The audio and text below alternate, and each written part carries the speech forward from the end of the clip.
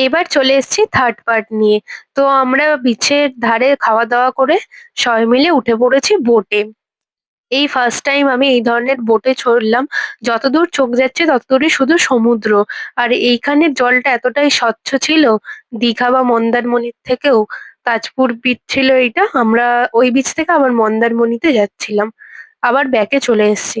যাই হোক তারপর বোট থেকে নেমে পড়লাম। নেমে একটু ভিডিও-টিডিও বানিয়ে নিয়েছিলাম কারণ জায়গাটা খুবই সুন্দর ছিল। তারপর আমরা আবারও চলে এলাম হোটেলে। হোটেলে এসে আমরা পুলে নেমেছিলাম আবারও ঐদিন। তো সবাই খুবই মজা-টজা করছিল, ডিজে চলছিল। তার সাথে আমরা এখানে নাচানাচি করছিলাম। খুবই এনজয় করেছি আমরা ওই দিনকে। আর আমি ফার্স্ট টাইম সুইমিং পুলে নামলাম। এটাই আমার ১ম এক্সপেরিয়েন্স ছিল। তাই খুবই মজা হচ্ছিল। এই যে আমি, বোন ওই একদিকটা ছিল ছোটদের পুল আর এই দিকটা ছিল বড়দের পুল। তো তারপর আমরা রেডি হয়ে আবারও বেরিয়ে পড়লাম গাড়ি নিয়ে। এবার আমরা যাবো হচ্ছে দীঘা। এই যে দীঘায় যাওয়ার পথে এই রাস্তাটা ছিল খুবই প্রিয়। ১ম বার এই রাস্তাটা দিয়ে গেলাম। অনেকটা দূরই এরকম ছিল, একদিকে রাস্তা আর একদিকে সমুদ্র।